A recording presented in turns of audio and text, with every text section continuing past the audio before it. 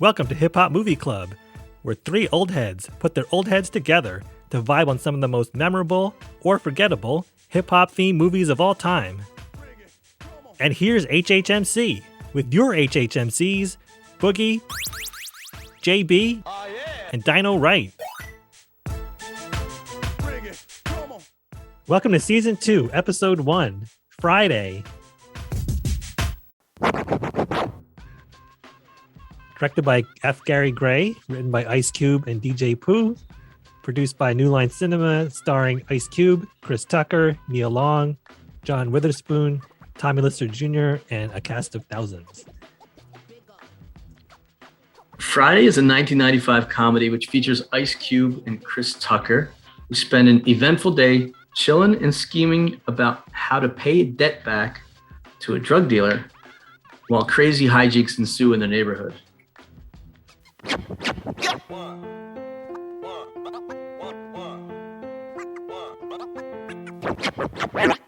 So much to unpack with this film. Bo, you want to kick us off with what you liked about it?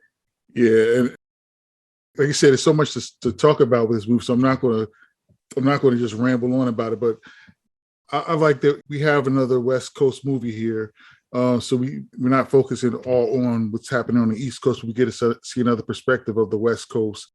This time we're in South Central LA, and like what I do like about this movie is that most films made about South Central use it as a backdrop for their stories. They have a very serious undertone about them. And this movie is freaking hilariously funny. I mean, it's chock full of quotables, which we're going to get into. It's got some great cameos, a great soundtrack, a lot of chemistry between the cast. So I think that it was a really funny movie. And I think that's probably the biggest thing about it. It's just, you can't watch it without laughing because there's so much to look at and there's so much to see. And every time you watch it, you notice something else. Like even just watching it like over the last couple of weeks, I've noticed things in the movie that I didn't even notice. And it's just always, a good time. And it puts me in a really good mood. So I think that's probably the best thing about it. It's hilarious. Yeah, I love that we're doing comedies now. So we're switching gears. Season 1 was all about the early hip hop culture, which we learned so much. I'm a huge comedy fan, so I like to watch movies just to relax my brain from the day-to-day stress, unwind, veg out, and this is a perfect one for that. Like, put me in front of Adam Sandler, Will Ferrell, Chris Tucker, these guys, and like I'm happy for hours. So this was awesome. I loved the chemistry between Chris Tucker and Ice Cube. They played off each other well. Ice Cube being like the straight man, and Chris Tucker just being wild and crazy. And there's so many stars in the film, which we get to. Bernie Mac was in it, John Witherspoon, and a lot of these characters, even outside of Tucker and Cube, they stole the show with their outrageous antics. So there's a lot to see here, as you said, Boogie. DynoWright, what you got on this one so far? So I could talk for hours about this movie, but let's start with John Witherspoon, a legend. Yes. Just devouring scenes like he would devour a hog maw. And in the beginning, in the opening scene where it always catches me his eyes by surprise when he says it, when he's telling Craig's always eating his food or the food that he gets to eat. And the way he says pig's feet is so funny to me. Pig's feet. Pig's feet. That's such an incredible choice. Yeah. And I had to like pause the movie and stuff because I was laughing so hard. But and he just does this in seemingly every role that I've seen him in. He just devours the entire scene, especially the one that one in the beginning. And it's the same in Boomerang. If you've seen Boomerang, when he shows up to dinner and got the mushroom shirt, Coordinate. Mushroom suit. You got to coordinate. The way he says things for effect is so great. Yeah, absolutely. It makes me laugh every time. And there's so many things that he says that is still in my vernacular now. 35 to 45 minutes. Come on, Craig, when he's exhorting Craig, hoping and praying he survives his fight with Debo. We'll get into that. But there's really Anytime he comes on the screen, I'm so excited because it's so entertaining. Yeah, absolutely. One of the great comedic geniuses, man. The late great John Witherspoon. He just passed away not long ago, right? Yeah, I think it might have been a couple years now. Okay, been a couple of years. Okay. Yeah. But yeah, you're right. He's got a way of just commanding every scene that he's in. I used to watch a lot of the Boondocks, Mhm. you know, him voicing Granddad, even though you couldn't see his face, you know, because it was animated cartoon, just his voice, man, it was just the same effect. You know, you're getting at that same crazy sayings, the voice, the emphasis on how he pronounces certain words and things like that. You know, it carried over. So yeah, he's genius at what he did, and you know, definitely missed. He plays the role of a cringeworthy dad and just outrageous and absurd. He's talking while he's going number 2 on the toilet and stinking up the house. And you can tell he's got some screws loose. And to play that off with Ice Cube was just hilarious. And he's mixing up words on purpose for comedic effect. Like the one line was, "I know you're in there drinking that wine, smoking that tweed." And Ice Cube's like, "Weed, you know, it's weed, Dad. Come on." It's just fun. It's just you had to see it if you haven't. Yeah, and him and Craig, I think is the emotional heart of the movie, because it starts out very funny. You know, he's reading the riot act about always eating the food, and he makes him come into the bathroom while he's doing number 2. Yeah. That is some rough parenting, maybe. But there's also the serious parts where he finds Craig's gun, and then he doesn't let his wife, you know, Mrs. Jones, intervene during the big fight with Debo. And you know, maybe it's outdated, but being a man through fighting and violence, and I get his point, I understand, but it's also anti-gun, so it could be problematic and okay too. But you know, there was a real nice, the thing about this movie that was really nice is that there was this emotional heart. Like, he loves his son and he wants his son to be a man, and you know, he does sort of try to teach that to him. And Right. Craig's successfully beats Debo in this fight, which I don't know how much we need to glorify that part of it, but he did take the lessons from his father and apply them and save the day at the end. Yeah, he really did. At least the part where they didn't get the money for Big Worm. Big Worm. Big Worm, played by Faison Love, and another comedic genius. I love him in everything he's in. And I always think of the movie Elf with Will Ferrell, because I said I'm a huge comedy fan, when he plays a store manager. Yes. And he's trying to take control, but obviously Will Ferrell makes a huge scene about Santa coming, and he's trying to be serious. And you can see in Elf how he just can't control his laughter. And I always joke about the line where he's like, 6-inch ribbon curl, 6 inch. Yes. You got him playing a drug dealer, but he's driving around in a hoopty, or, you know, souped up car, you know, the hydraulics, right? And he's got curlers in his hair. The curlers in his hair. And at one point, Smokey Chris Tucker refers to him as Big Perm. Which yes. Big Perm, and then Big Worm. Yeah. Yeah. How about him driving the ice cream truck? Yes. And actually having stock to sell to the kids, but wouldn't do, because he was rather talk to Smokey about the money that was missing. Had a whole gaggle of kids waiting to buy some ice cream. He wants to talk about the missing money with Smokey. Yeah, and the poor kid, he wanted chili Fritos. Chili Fritos. And he's like, no chili Fritos. The poor kid didn't get his chili Fritos. Oh man. But not Faison. I've seen him in a couple other movies that I really like too. He was pretty funny in Couples Retreat. Yes. Oh. Yeah, I liked him in that. He was good in that. But yeah, he was hilarious in this movie. And playing with my money. Sorry, go ahead. Yeah, play with my money. It's like play with my emotions. Oh man. Yeah. Classic. Another thing that it was actually one of the quotables that he said at the end when Smokey, he was talking to Smokey, and Smokey was let him know that he had the money. He said, it's the principles, it's the principalities. And I say that all the principalities. Me too.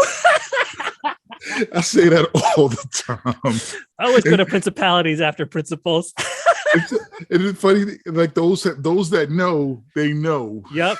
And Yep. immediately Definitely a chuckle or something. They immediately chuckle or something like that because they definitely caught the reference. Yeah, so good. So this movie is all about these absurdities that you have this drug dealer with all this clout, and yet he's riding around with rollers in his hair and he's driving an ice cream truck. You have Tommy Lister, Debo, this mountain of a man, and he terrorizes people by riding his bicycle around town. It's like this big dude, and he's riding his little bike, intimidating people. And you have Bernie Mac as the pastor, who is just so corrupt, hooking up with Mrs. Parker. And the thing that cracked me up, he's quoting the Lord's Prayer. He said, the Lord is my shepherd. You know what I want.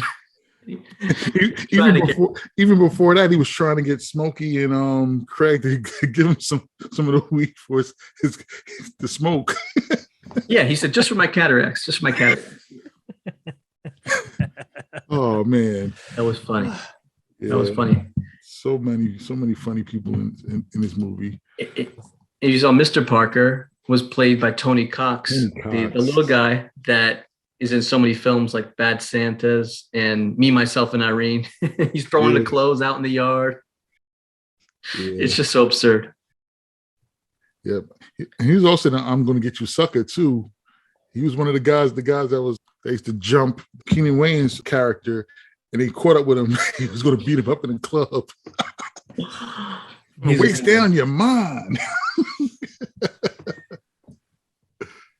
Oh man! You can't forget about LaWanda Page in the very beginning of the movie. Oh yes. You know Aunt Esther from Sanford and Son. Yes. He even brought that Aunt Esther vibe to it, and that was just like it sets the tone. It's like this is gonna be a funny movie if you understand or have seen anything. If seen any episode of Sanford and Son. And it was funny because when she started off, she was so nice and respectful until the door slammed, and he's like, "Oh, there it is." Mm-hmm. Oh man, it's like Aunt Esther with a little R-rated Aunt Esther. Yeah, the real LaWanda Page. Oh man. Yeah, they were Jehovah's Witness. They were trying to get flowers or something, and the door slams, and then she just cursed them out or something, right? Yeah. Oh man. So crazy.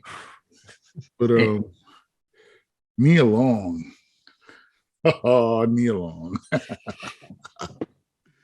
So Nia Long, man, I'll put her in the same category as Sanaa Lathan. There you go. but Nia Long, man, she's been in a bunch of good movies, and like she's, it was always good to see her in the movie, and this was a good role for her because she was really young in this movie as well too. So she played the girl that Debbie. Yep, Debbie that Craig liked but wouldn't admit it. And Smokey kind of threw him out there like, hey. Mm-hmm. She was actually the main reason that caused Craig to stand up to Debo. That's right. I mentioned to you guys before was there's a little quick vid by Ryan Davis, a funny comedian that you could catch him on different platforms. And he was talking about, Nia Long might be the finest actress in Hollywood. And he was talking about how every time she's in a role, something unrealistic happens. And we're talking, and he referenced Friday, and I'll never forget it. It was so funny. He was talking about Debo, just terrorizing everybody in the neighborhood, just punking everybody and taking things from them, and nobody was standing up to him. And all it took was for him to knock down, Debbie, and here comes Craig, and then Craig gets all this superpower energy and wants to fight Debo and stands up to him and actually ends up beating him. So it's like, wow, yeah. It kind of made me laugh because I'm like, yeah, that actually did happen. In many comedy, there's truth. Yeah, absolutely. Anna Maria Horsford, who played, Mrs. Jones. You ever watch Amen? Yes. Oh, yeah, of course. Oh, right. Yes. Yes, of course. Yeah, man. Amen. I used to love her in Amen. She was so funny. This was a different role for her. She wasn't necessarily like super funny, but she was funny because it was like that dry humor. It was like the mother just shutting them down, but it was hilarious. Like in the beginning, when Craig walks in, she's making this big old giant breakfast and she's cooking all of this food. And Craig is like, "Oh yeah, but get some." She's like, "I said I was making breakfast. I didn't say I was making it for you." That was really good. I think she does play a good, almost straight man to Craig's dad. And even with Mrs. Parker, when Mrs. Parker was, Yeah. she's getting ready to go to work, and she's still like, "Oh my goodness, I know she's not wearing this. Hi, girl." That was so good. Yeah, she kept it real. Yes, she did. Oh man. There's some really funny dialogue in the movie, especially Chris Tucker. I mean, Chris Tucker just can't stop talking. That's his thing. The one part that I was cracking up at was he was telling Craig, "You ain't never had two things that match: cereal, no milk; Kool-Aid, no sugar; peanut butter, no jelly; ham, no burger." I was just dying laughing. It's funny because I say that all the time too about people. I say that all the time because of that movie. You ain't got two things that match, and I just started trying to piece it together the way he did. So man. good. There's so much that he says in the movie that is still in my like everyday vocabulary. I don't even smoke marijuana, but I know the puff give is the rotation. Yeah. And if you don't do that, you effed up the rotation. Yeah. You broke protocol. Decorum is broken. And I have a job, but if I didn't have a job, I'd say, "You ain't got no job. You ain't got like to do." Still 25 years later. Yep, absolutely. There's an ongoing joke about people getting fired on their day off too. That was a joke in there. He's like, "I got fired on my day off." There was something that just came out, and DynoWright, as being an Eagles fan, somebody put something out there on a Jumbotron. Devontae Smith was at the 76ers game. Was the rookie Eagles receiver, and they put former Eagles receiver, and he posted, "Darn, I got fired on my day off." He tweeted that out, and I was like, "Yes, I just watched about that. I missed that." It was excellent, but there are so many lines that are in our day-to-day vernacular. "Bye, Felicia" came from this, where he's dismissing the girl Felicia. She's kind of, I'm going to call her just almost like a hood rat, just always annoying everybody. And Craig just dismisses her, like, "Bye, Felicia." It wasn't a huge deal in the movie, but it became so legendary and part of our culture. Everybody says it now, to dismiss someone. Yeah. It's probably the most popular line from the movie. Yeah. Yep. Funny thing about the character that played her, she actually looks good in real life. I've seen her done up, and I was just like, "Wow, that's her." She's in she was in House Party 3. Okay. She played the woman that Kid marries in House Party 3. And she looks completely different. Yeah, they really play her to look kind of broke down. Yeah, they really broke her down for that role because in real life she's actually pretty fine. Yeah. See that RuPaul is actually credited with really popularizing the phrase "Bye, Felicia" in the Drag Race reality show. That was out there. RuPaul. Yeah. There was another one that was very well played out was "And you know this, man." Chris Tucker says that a few times in this. I still say that. Yeah, people say that all the time, and it's in some hip hop lyrics, I think. Yeah.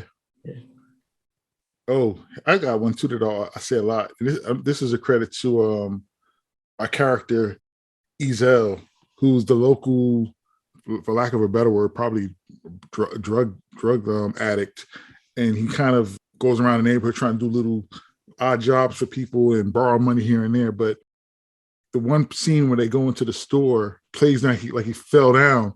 He said, "Oh, my neck, my back, my neck, and my back." Yeah. And I say that every time, especially now, getting up there in the mid 40s. My neck and my back is just a common phrase around me. I hear you, man. I feel that exactly. Yeah, man. R.I.P. to Anthony Johnson, who played Ezel. Funny guy. Anthony Johnson. Yeah.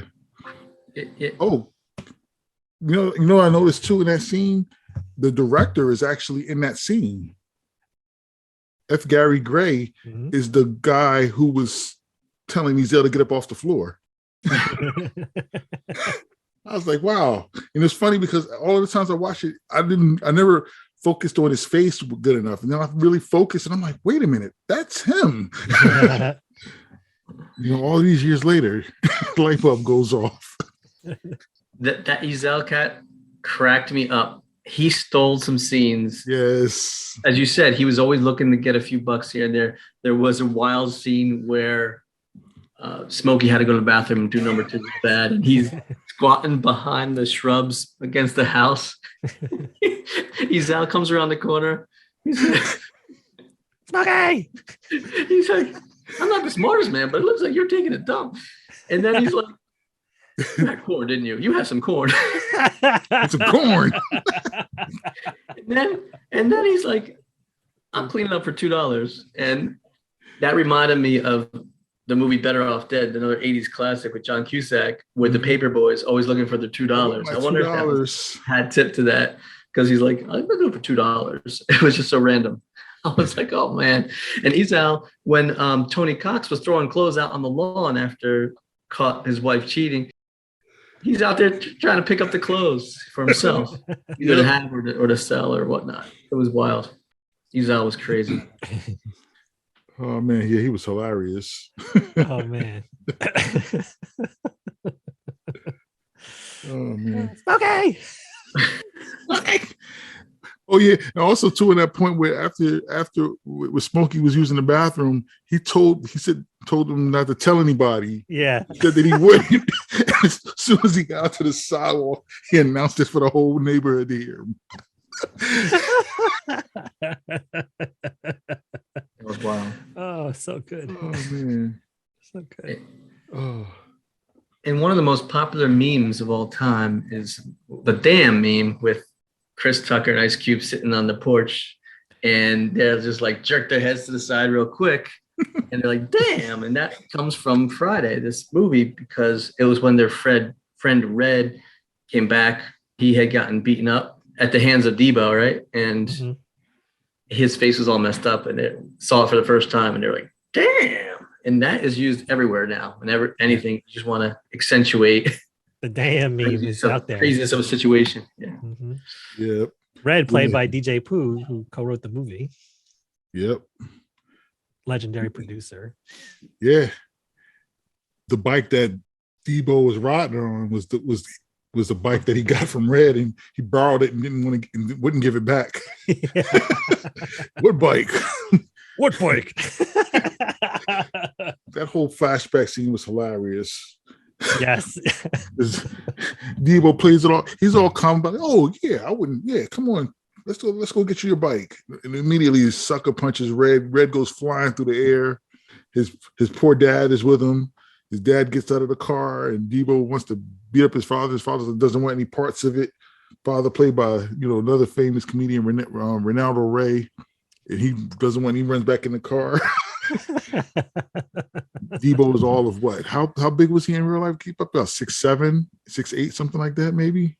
I think it was like 6'5", but like he was huge. But he was huge, 6'5". Riding around on a bike, the squeaky beach cruiser, making the bike. He's so heavy, making the bike squeak. Oh, poor Red couldn't catch a break. Man. Yeah, I felt that for Red. Because immediately after, he's showing Craig and Smokey his here comes Debo on a squeaky bike. Take the chain. Grandmama chain. Yeah. Grandma, give me that chain. Oh, man. Poor Red couldn't catch a break. So the first time I encountered the character Debo, played by Tommy Lister. I saw him as Zeus in the WWF because I was into wrestling as a kid. Although I followed wrestling from, say, early 80s up until maybe late 90s. And he was a character named Zeus. You recall that? Mm-hmm. You guys recall that, right? Absolutely. Yeah, and he became a villain of Hulk Hogan. And they were in that movie, No Holds Barred. Yeah. Holds barred. In fact, when they introduced Zeus to the WWF, it was like, this is Hulk Hogan's rival. And he was in the scenes there. He was just a wild man. They played off on, his eye because unfortunately he was born with a torn retina and was legally blind in that one eye.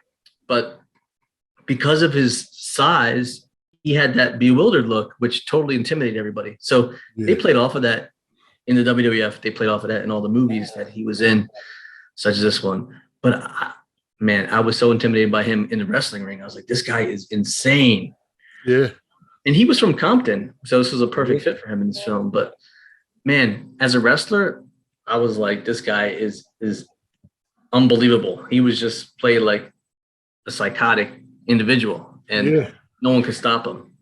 So I loved wrestling back then. My favorite was actually Junkyard Dog back in the day because he had a swagger before it was cool to have a swagger. He came in to the ring to Another One Bites the Dust. He had the long metal chain on him, and he was so cool for me. Were you guys into wrestling? And if so, who was your favorite wrestlers? Yeah, I was absolutely into wrestling. And I think, I love, like you said, the Junkyard Dog was a cool character. I was a Hulkamaniac. It's funny and it's taboo to say that, but, the whole 24-inch python, I was always trying to get my arms to be bulked up, and the leg drop and the body slam. I was all about that. With the tag teams, my favorites were the Road Warriors. I love that intimidated painted face with the spikes, and I like those guys. Those guys were cool. Yeah. I love Hulk Hogan too. I made my mom take me to KB Toys in Levittown, PA, and we waited for hours to meet Hulk Hogan when he came by, and I got an autographed photo of him. Oh, wow. You still have it? I don't have it anymore now. Wow. My mom actually thinks that we were walking into the store around the same time that he was coming in, and she thought that he flirted with her. That's her story, and she's sticking to it. Nice. Wow. How about that? Yep. How about that? Story. Wow. Oh man. DynoWright, did you have a favorite wrestler? Boy, it's funny you ask. I liked a bunch of different ones, some of the fringe ones, and you didn't see them always on Saturday morning when I would watch some wrestling. Yeah. Like Hacksaw Jim Duggan, and I like Ricky the Dragon Steamboat. Oh yeah, because he's Asian and I'm Asian. Steamboat was nice. I enjoyed watching the Bushwhackers. They were really funny. From the land down under. Yep. Funny you mentioned Ricky the Dragon Steamboat. I just read somewhere like today that he is like facing off against Ric Flair in some sort of match. Like he's like 69 years old, and Flair is around 70 or something. But they're gonna go into the ring together like soon. So you can look it up. Yeah, it's crazy. That's crazy. I did enjoy a lot of different like pieces of wrestlers, like when Macho Man Randy Savage would do the Slim Jim commercials. Like I really enjoyed those. There was an epic interview with Macho Man Randy Savage and the Ultimate Warrior and Mean Gene Okerlund, and they are just so amped up on roids or whatever, and they're incoherent and they're going nuts, and it's just like, what did I just watch? Go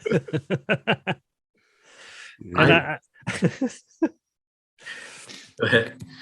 I would remember when, like the Saturday morning ones when I watched, when Jesse the Body Ventura was one of the commentators, and and I think Vince McMahon was also like a color commentator guy, or also in the commentator, and he would always say McMahon. Yeah. It's funny to think like Vince McMahon turned into like the most powerful man in wrestling for like 20 Yeah, years. seriously. Yeah. But he was just sort of like the sidekick to Jesse Ventura. Yeah. So classic. I think that was the golden age back in the 80s. Roddy Piper was hilarious too to me. Oh, He had his yeah. own little talk show segment, Piper's Pit. Piper's Yep, Pit. Piper's Yep. Pit. The Yeah, hot rod. Hot Yeah. Rod. He had some famous quotes too. It was like, once you think you know all the answers, I change the questions. And he would just flip out. There was one scene where he was interviewing Jimmy Superfly Snuka and he just flipped his lid. He knocked over the whole set. He's smashing like bananas and pineapples on his head. Like, it was unreal. I always remember that one. Oh, man. Crazy stuff. Not to get too sidetracked, but I could talk for a little while on wrestling, but back in the day, I don't really watch it too closely now. I know the big names, but yeah, it just doesn't hold its luster for me anymore. Yeah. Yeah, I've come back around to it a little bit. But Yeah, if there's nothing else on, I'll put it on. But there was another pop culture thing that came out in this movie that's, again, relevant today is the name Debo is used by Debo. There's a wide receiver on the 49ers named Debo Samuel. If you're NFL fans out there, you'll know who he is because he's an amazing talent, wide receiver, and he's out of the backfield a lot, again, for the 49ers. And he is nicknamed Debo, and that's what he goes by because of the family's love for the movie Friday. yeah, Debo has that ability to just truck people over too. Yeah. He's got a lot of raw power behind his run. So, you know, you got to get a real good hold of him if you want to take him down. He's listed at 6 foot 215. So, yep. Sounds solidly packed to me. Yep. Solid. And I read that he's actually looking for a trade, and I think maybe he's being used too much out of the backfield, and maybe his career might be short because he's getting pounded. But he got them right to the cusp of the Super Bowl, you know. Yeah. I know, Boogie, you are a 49ers fan. How did that come about? Was that from like the Joe Montana days? And Yeah, man. My favorite football player of all time is Jerry Rice. Oh yeah. I wanted to be Jerry Rice when I was younger, and I mean, I probably should have played football because I was pretty good when I was younger, and they used to, you know, line us up. All right, you run this route, Boogie, you just go straight out. We're gonna just throw it, and I would literally run straight and burn whoever was on me. But I never got to play football, and even when I got to high school, you know, I would take a couple moments to think about it and say, yeah, you know what? I'm going to go play football. And my track coach would say, no, you're not. No, you're not. We need your legs. Don't go out there. Don't go out there, you know, trying to play football and get your legs hurt. We need your legs on this track. So you're not playing football. So I never got to play, but yeah, Jerry Rice was my favorite player. So and then, you know, him and Joe Montana had that chemistry. Like they had a nice little run. And there was, you know, other, you know, players on the Niners that I loved as well. Like Ronnie Lott was probably one of my other favorite players. Hard hitting, Ronnie Lott, and yeah. So I just been with them for a while, like from back then, and I just kind of ride with them now. Yeah, Ronnie Lott was a warrior. There was a one time he had to get a tip of his finger amputated, and he just stayed right in the game. That's a legendary story. I mean, that's pretty extreme. Pretty extreme. And Jerry Rice is the GOAT. He is the legend, the best receiver of all time. No one will ever touch his records. And even when Steve Young took over, they didn't miss a beat. I mean, Steve Young is a Hall of Famer in his own right. And then he even went to the Raiders. Yeah. Wherever he played, he was great. He had like double-digit touchdowns with the Raiders, and they didn't have a ton of talent around him. Right. So he was insane, even playing into his early 40s.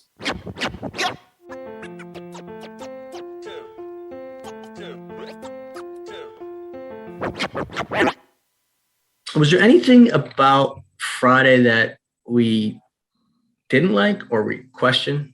DynoWright, do you have anything? Well, uh, it kind of threw me for a loop because we hadn't been watching any R-rated movies until this one, and so I was like, "Oh yeah, drugs exist and cursing happens a lot in this movie." So, not that I didn't dislike it, but or not that I disliked it, but it's like, "Oh yeah, we're in a different kind of era now."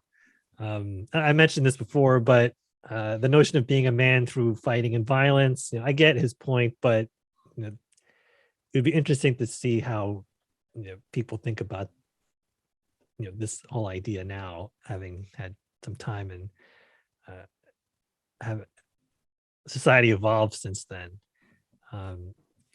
There was a little bit of misogyny and fat shaming, but I suspect we'll see some of this as we go through more of these movies, and we weren't so enlightened back in the 90s about that. So the other thing was like, I thought Craig and Smokey probably should have died during the drive-by. Like, how did they not get shot dead?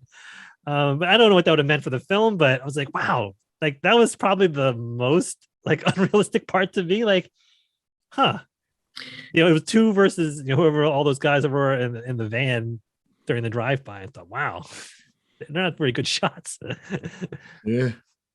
Yeah, and they're only seeking $200. So I know that it happens over tiny quarrels. People shoot people over sneakers and stuff. Yeah. It's crazy. But I'm thinking this, they're making fun of him, calling him Big Perm and stuff like that. He had any types of chances to avenge on these guys.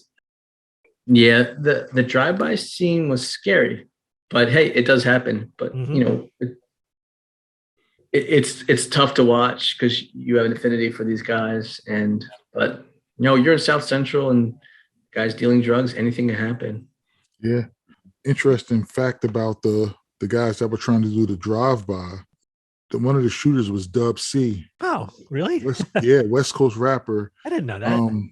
One of the greats from the West Side. One of those guys was Dub C. Yeah. Huh. But you're right, though. That a lot of times we see drive-bys, they kind of don't have really good aim. So I guess they kind of played off of that a little bit. Yeah, too. Maybe that's it. Maybe it's like saying like, "Hey, drive-bys aren't that dangerous."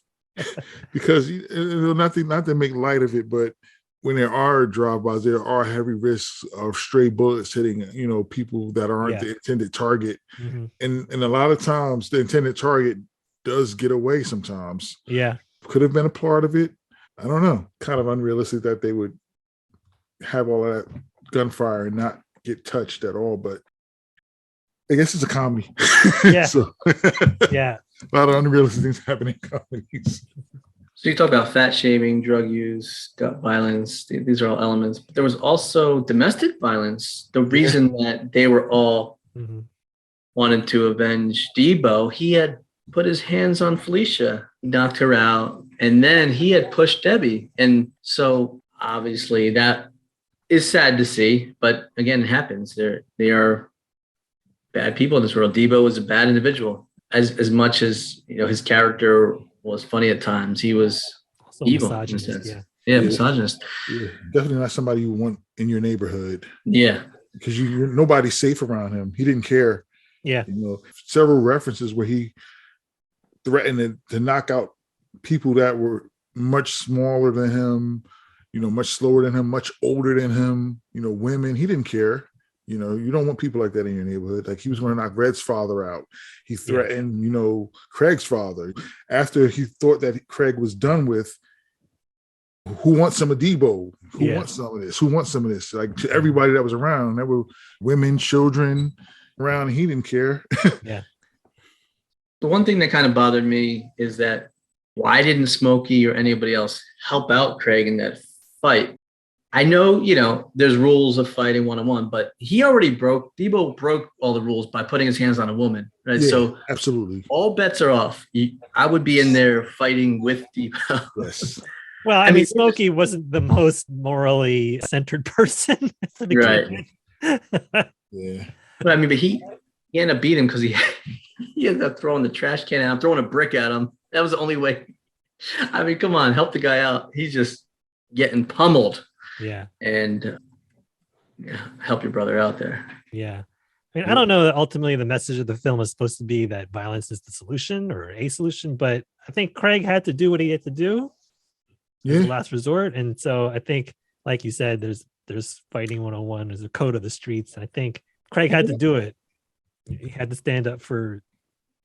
There was some chivalry there. Yeah, there's some chivalry there, and there's can't put hands on a woman. In that, Even and, then. Yeah. And people had been terrorizing the neighborhood for a while. Like there was even an instance that Craig he almost choked Craig. There was a reference to that. Craig's like, you didn't help me before when he tried to choke me in somebody's backyard. And he'd been terrorizing everybody. Yeah, he was toxic masculinity in the 90s. Seriously. True. Toxics on steroids. But it ended well because Craig wins the fight. And the funny thing is that Red gets his chain back. And a bike. Gets the bike back. He's out, comes in and takes his shoes. He's out taking his shoes. That was so good. That was great. Shoes that he can't even fit. No, yeah. It didn't matter, but yeah. And another great line by Chris Tucker at the end. You got knocked out. Yeah. Oh, I can just hear that in my head. And not that it happens, I need to say that, but it's in my head still. Like something gets knocked over. You got knocked out. It came full circle because that's what they said about Red when Debo knocked him out. But then they said it referring to Debo. Full circle. Yeah, exactly. That was a funny movie. Funny movie. Absolutely. Oh man. And for me, Chris Tucker, this was the movie that put him into the spotlight as like the comedic guy.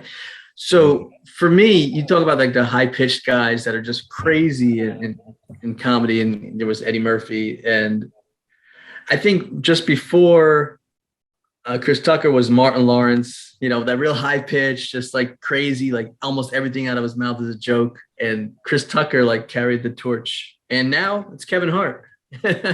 He's got that role. Yep. Yeah. A lot of guys like that. They're hilarious. High energy, high pitch. Yeah. Emphasis on certain parts of their vocab. Emphasis. Yeah. Certain words and just high energy. just cracking jokes left and right. Yeah.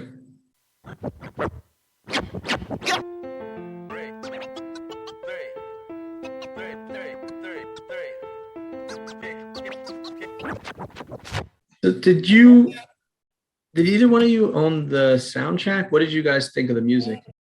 I didn't own a soundtrack. I did love the soundtrack though. I think that a lot of the music that was highlighted was very soulful, very relaxing, a lot of soulful 70s R&B vibe to a lot of the scenes.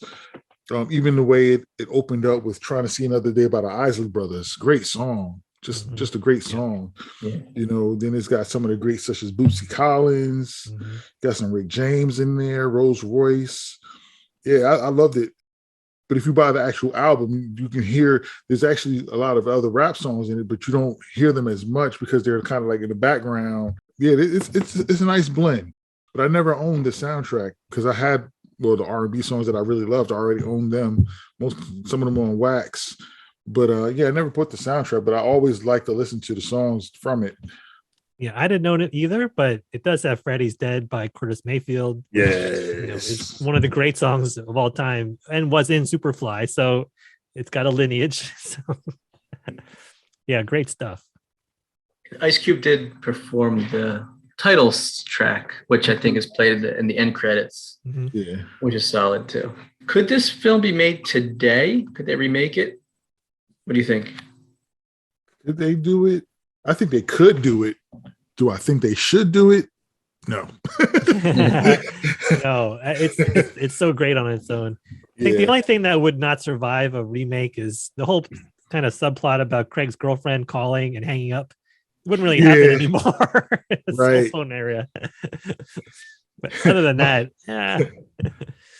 I loved her theme song though.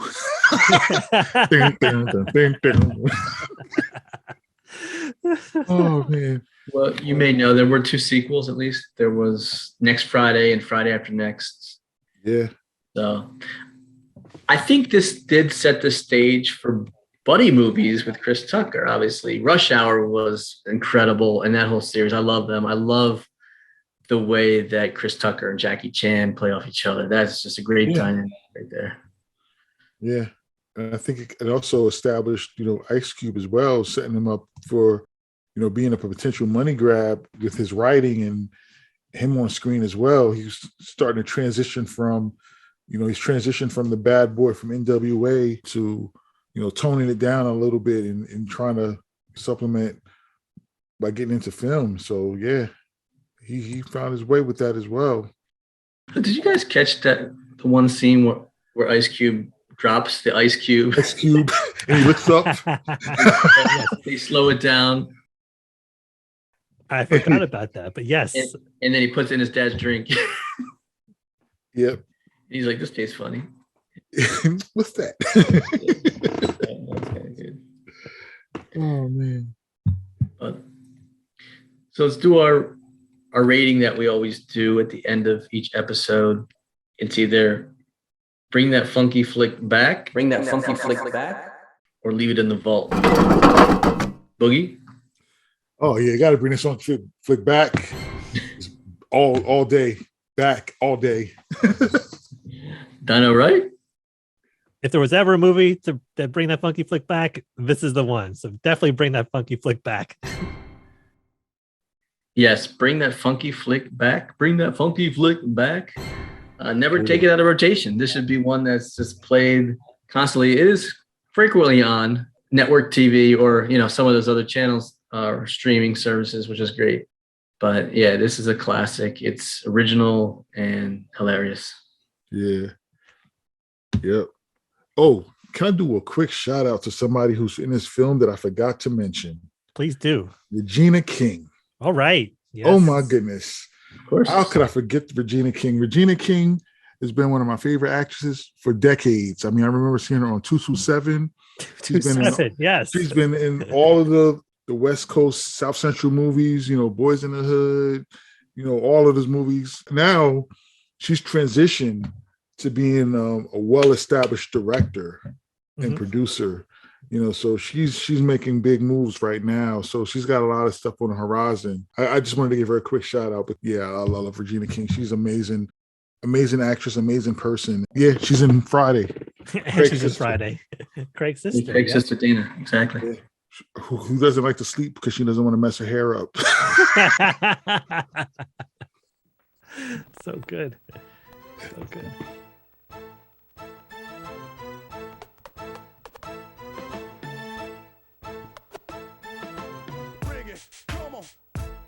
Hip Hop Movie Club is produced by your HHMCs, JB, Boogie, and DynoWright. Theme music by Boogie. Special thanks to Susan Berger, Towanda Edwards, and Allison Seneres. Hit us up at hiphopmovieclub@gmail.com or on Facebook, Twitter, and Instagram at Hip Hop Movie Club. You can also check us out at hiphopmovieclub.com. On the next episode of the Hip Hop Movie Club podcast, your HHMCs will go from 1997 back to 1987 and discuss Disorderlies, starring legendary hip-hop group The Fat Boys. Subscribe in your favorite podcast app and you won't miss it. Shout out to you listeners. Thanks for tuning in. Remember, don't hate, collaborate.